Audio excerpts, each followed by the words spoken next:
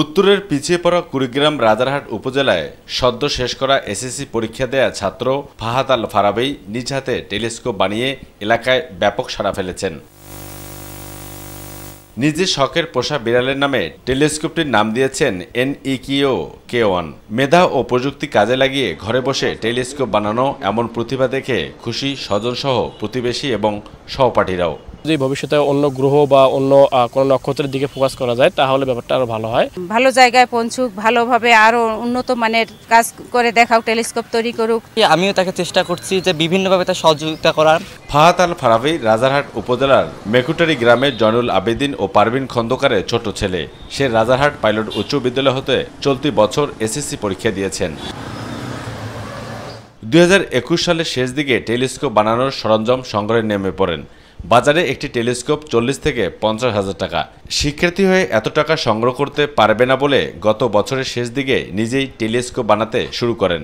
ছোটবেলা থেকে আমার ইচ্ছা ছিল যে মহাকাশ নিয়ে কিছু করার বা মহাকাশ নিয়ে আমার একটা আকর্ষণ ছিল। তখন আসলে মেন যে জিনিসপত্রগুলো দরকার টেলিস্কোপের জন্য, যে টেলিস্কোপিক বা অ্যাস্ট্রোনমিক্যাল যে সব জিনিসপাতি দরকার সেগুলো আসলে ছিল না।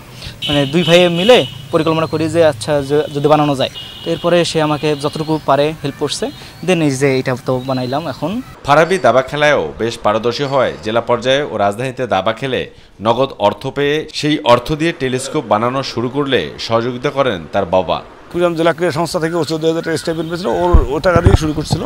আর টুকটাক আমার কাছে কিছু নিয়েছিল, এই টুকটাক মিলে সে প্রায় 17-20 হাজার টাকার মতন খরচ লাগছিল।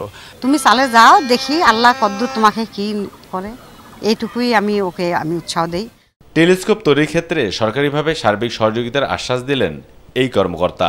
এই বিষয়টাকে যদি আরও ভালো করার জন্য আমরা আমাদের শিক্ষা পরিবারের পক্ষ থেকে যদি কোনো সহযোগিতা করা প্রয়োজন বা আমরা করতে পারি, ঊর্ধ্বতন কর্তৃপক্ষের সাথে কথা বলে আমরা ওকে সহযোগিতা যদি করতে পারি করব। আবু সাদ অপু, মাই টিভি।